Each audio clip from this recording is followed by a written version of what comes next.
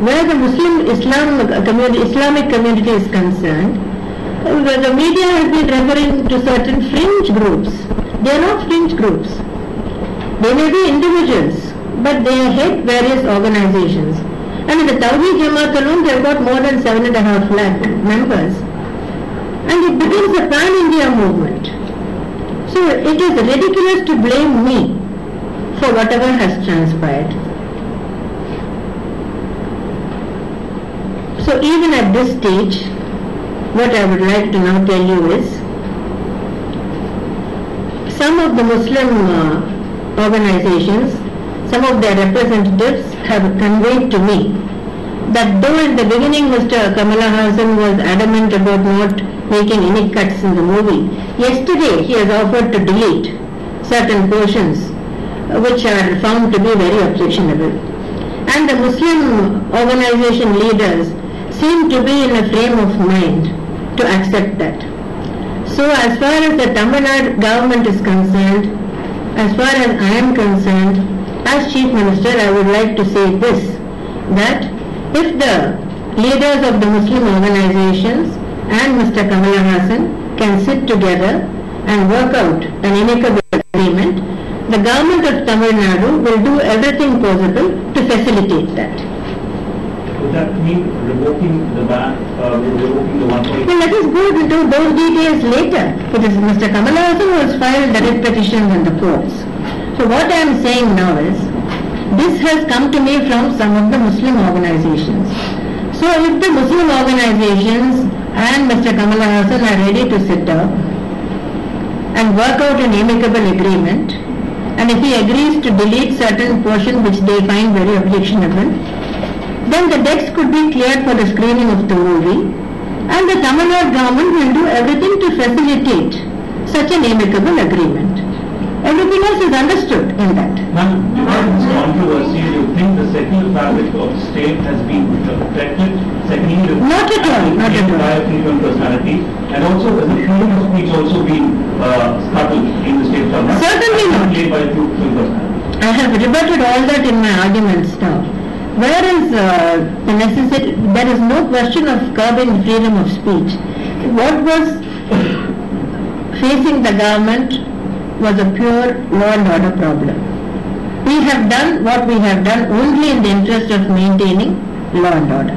That is all. Ma'am, Manish Tiwari has tweeted that he wants to amend the Cinematographer's Act so that states won't have the arbitrary right to ban a movie. That's what he tweeted today. I do not wish to respond to Mr. Manish Tiwari. I think he has got a lot of homework to do. I think he hasn't heard about the Tamil Nadu Cinemas Regulation Act of 1955. And I think he doesn't know about the judgment of the Supreme Court where the Tamil Nadu government's ban on the film Dam 999 was challenged and the petition was thrown out by the Supreme Court and our order, ban order, was upheld. Ma'am, Mr. Kamal Hassan had met you on a couple of occasions on his birthday. That was long ago. Yes, ma'am. Was this issue put across to you? No, never. Nothing transpired, nothing discussed at all. No. But now has absolved. No, now what is it? Has Bharatiya Films tried to approach you to seek an appointment with you to sort out this issue now after this? After Mr. Kamala Hassan returned from America, he sent a letter seeking an appointment with me. But then he had already filed a writ petition in the court at that time. So how could I meet him when the writ petition was pending in the court?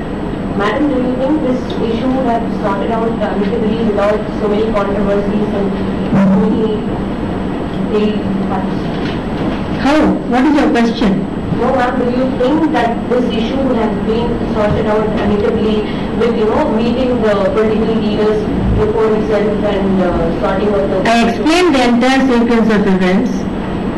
If Mr. Kamala Hassan had screened the movie for the leaders of the Muslim organizations in the beginning, all this could have been avoided. இப்போ இது ஒரு தீர்வு வர்றதுக்கு என்ன செய்யறதுன்னு பார்த்துட்டு இருக்கோம். Why should we discuss all that now? Madam, இது ஒரு சட்ட ஒழுங்கு பிரச்சனையா, அரசாங்கம் அணுகிட்டு இருக்காங்க, இது ஒரு அரசியல் பிரச்சனையா, கட்சி தலைவர்கள் திமுக கட்சி தலைவர் திமுக கட்சி தலைவர் என்ன பிரச்சனை இருந்தாலும் அதில் அரசியல் செய்யணும்னு தான் பார்ப்பாரு. எங்களை பொறுத்த வரைக்கும் இது அரசியல் பிரச்சனையே கிடையாது, இது வெறும் சட்டம் ஒழுங்கு பிரச்சனை தான். Now, if there had been violence all over the state, I must point out another thing. The whole of yesterday there were violent incidents from the morning till the evening at various places. Some 12 petrol bombs were found in Coimbatore. There was stone pelting in Dindikkal.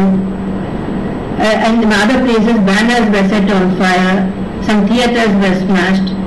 There was a chain of incidents after the single judge gave his order the day before yesterday at night, lifting the ban the government had imposed. So from early morning yesterday till evening there were various incidents. It was only when the first bench of the High Court, headed by the acting CJ, again imposed the ban. It was only after that these incidents died down. So the threat to public peace, threat to law and order is very real. I must also point out that the Muslim organizations had announced a series of agitations, and only after the government issued this order under section 144 of the CRPC, all those agitations were called off. So as far as the state government is concerned, our primary objective was only to maintain law and order. In that we have succeeded. But otherwise we have no intention of harming Mr. Kamal Hassan or curbing freedom of speech or expression. We have no such intentions. So I will repeat, there is no need to say anything more.